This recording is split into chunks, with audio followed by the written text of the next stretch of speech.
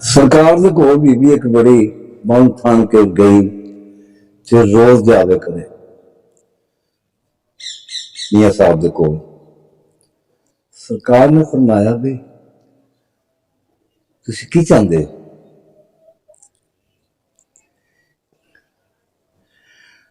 वो बीबी किसी होर माहौल विच अपने किसी होर इश्क विच दुनियावी इश्क विच सरकार अल्लाह वाले वली सन, बादशाह अखां वाले सन। जिस तीसरे दिन गई ना तो सरकार के झाड़ू पे देन दाढ़ी मुबारक ना अपने मुर्शद खाने च वो ना उन्होंने सुन गिन कोई भी ना तकन ना गल ना बात कोई भी। वो बीबी जरा बड़ा मतलब है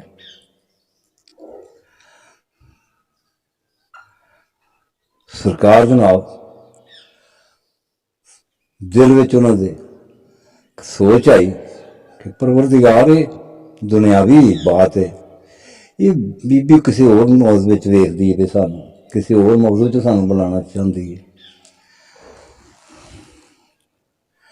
आप सरकार ने उत्थे लिखा शेर पलियां पलियां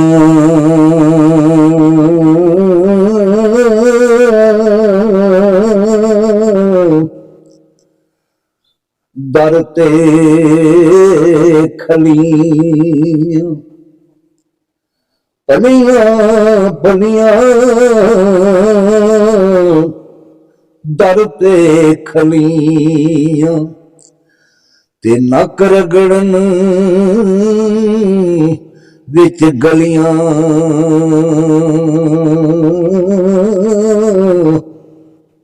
ते पावे सोने बन बन हजारां मन ते कख परवाह नहीं वलियां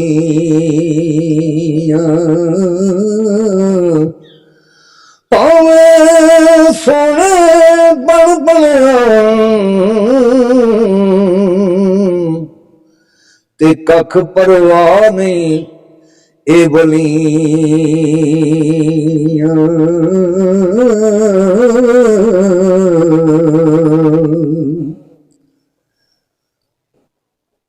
सरकार फिर तकिया उन्होंने कह लगी फिर मैंने मरीज कर लो अपना। आप सरकार ने फरमाया अच्छा मैं तुम्हारी दावत पकानी है। उन्हें कहा ठीक है जाओ जाके पकाओ। उन्हें खाना शाना जाके पकाया तैयार किया। सरकार के कोल फिर आ गए कह लगी जी तैयार हो गया खाना आओ। सरकार आ गए आके बैठे ने तो खाना लिया के अगे रख दिता जो भी पकाया थे। सरकार फरमांदे थे कैन पिया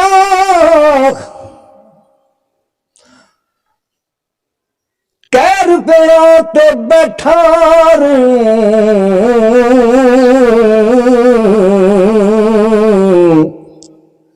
ते रहमत आए उठ नसू ते बेतकदीरा खाना खान लगा ते बेनकाई दे अथों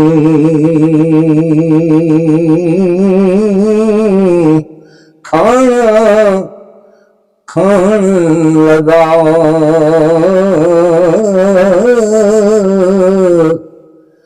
ते बेनकाई दे अथों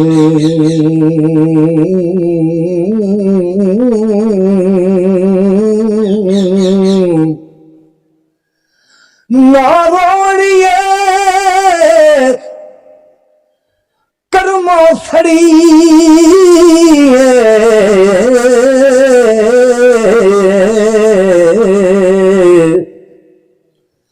ते कर कुछ सबर सदैनी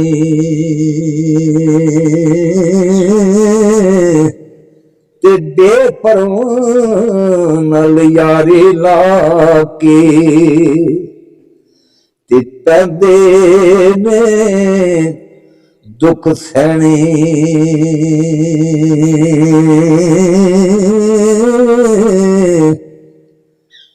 बेपरवाह नाल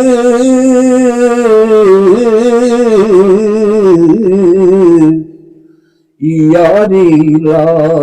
के ते पैंदे ने दुख सहने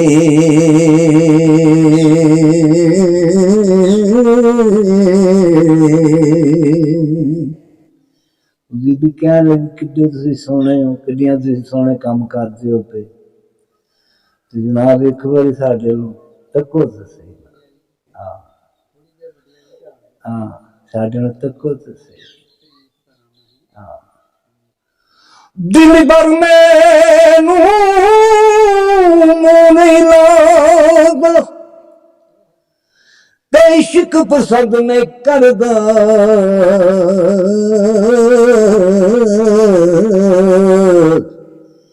कीती कतरी पई खू मोहम्मद ते सिक्का बन गया ज़र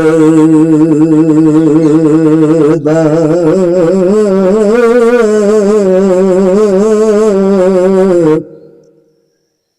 70 साल दी इबादत की थी बीबी खोल दी 70 साल दी 70 साल दी साहब इबादत करिए ना मन गल की गल आ ते खुश जाती है टुर जाती है ते वलियां दा काम है वली अल्लाह दे पंडा तक के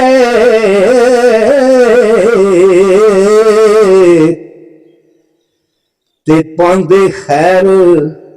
हजूरों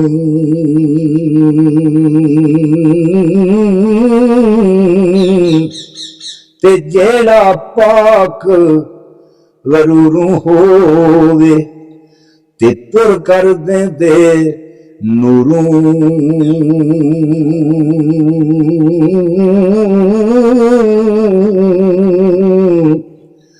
जेड़ा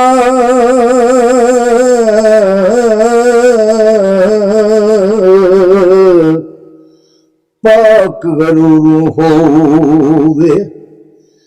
ते पुर कर दे नूरों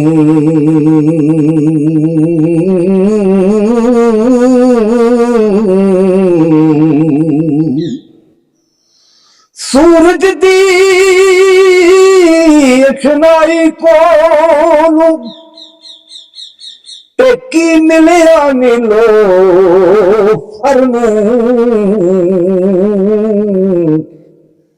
उड उड मोए चकोर मोहम्मद ते खबर नहीं यार कंबर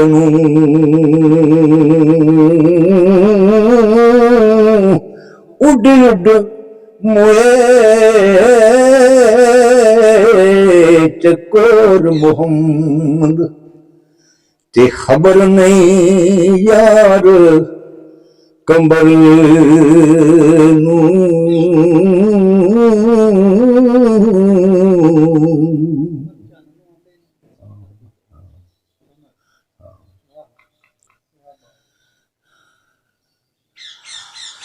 दर्द मंदा दे सुखन मोहम्मद दर्द मंदा दे सुखन मोहम्मद ते देन गवाई हालू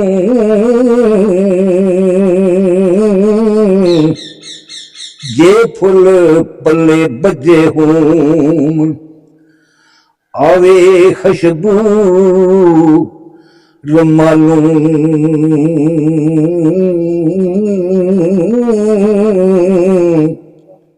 जे फुल पल्ले बजे होन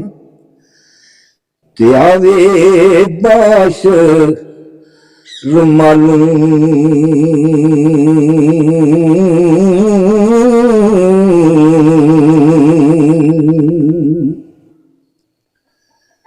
लखवारी में तोबा पन्नी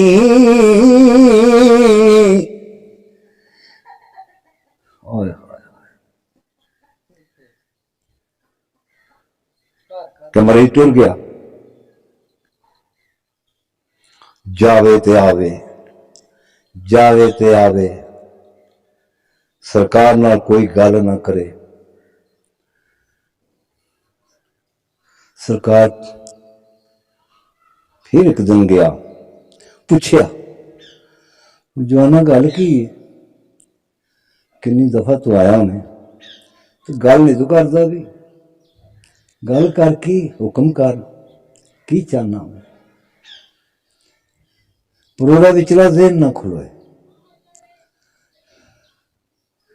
तो आपने फिर उसे कलम पढ़ी सरकार मियाँ साहब ने मियाँ मोहम्मद बख्श रहमतुल्लाह सरकार ने कलम पढ़ी लखवारी में तो बापनी ते मैं बेअतबारा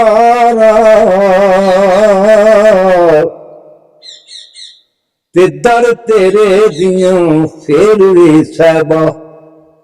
मैं आसान रखन वाला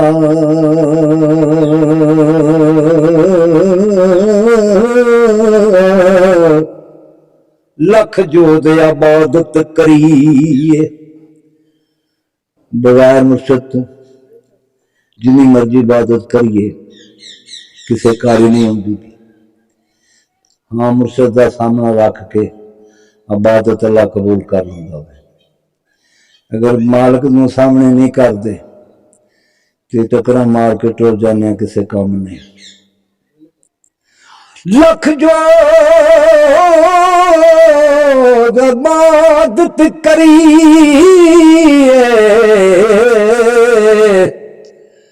उते बिन शिकू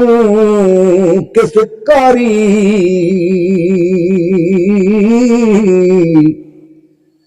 ज्यों ज्यों शिकना साड़े तेनू ता निभदी यारी